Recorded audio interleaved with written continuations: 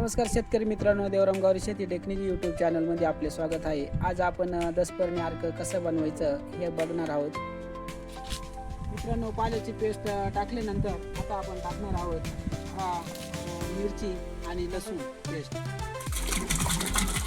मित्रांनो, हे आहे गोमतीर। पर्णी अर्क बनवताना सर्व सामग्री याच्यात टाकल्याच्या नंतर आपल्याला पूर्ण 1 महिना म्हणजे 30 दिवस रोज सकाळ संध्याकाळ असं गटाराच्या काट्याप्रमाणे आपल्याला ते डावलायचे।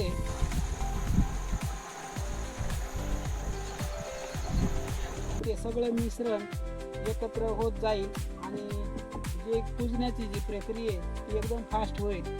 बारदन किंवा कोणत्याही कपड्याने झाकून ठेवायचे आणि 1 महिन्याने एकदम पॉवरफुल आपलं असं कीटकनाशक तयार होईल।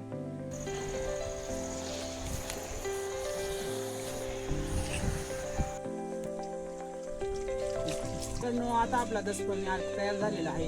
आता आपण हे जे काही वेस्टेज होतं त्याच्यामध्ये तो टाकलेला पाला राहिलेला आहे तो आता काढून टाकतोय। नंतर याच्यानंतर आपण वस्त्रगाळ करून ड्रम भरून ठेवायचे आणि याची मुदत मित्रांनो 6 महिन्याची असते। हे आहे 10 पर्णी अर्क।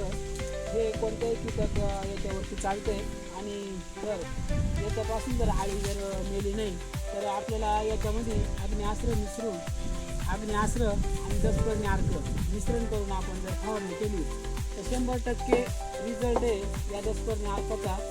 तर सुरुवातीला आपण आता 10 पर्णी अर्क बनवलं आणि आता हा आपण हे स्टोअर करून ठेवणार आहे, जेणेकरून आता आपलं या खरीप पिकानंतर जो काही भाजीपाला तयार होईल त्याच्यासाठी आपल्याला वापरायचे 6 महिने आपण हे आपल्या पिकांना वापरू शकतो। हे औषध जे काही मावा तुडतुडे ज्या किडी आहेत या आळी सगळ्या प्रकारच्या कीटक नाशक आहे हे आणि हे आपण हे ऑर्गॅनिक मध्ये बनवले हे आपल्या शेताला आपण वापरू शकतो। मित्रांनो, आपण आता 10 पर्णी अर्क कसं बनवायचं हे पाहिलं आणि जर हा व्हिडिओ जर तुम्हाला आवडला तर शेअर लाईक सबस्क्राईब करायला मित्रांनो विसरू नका। भेटू आपण पुढच्या व्हिडिओ।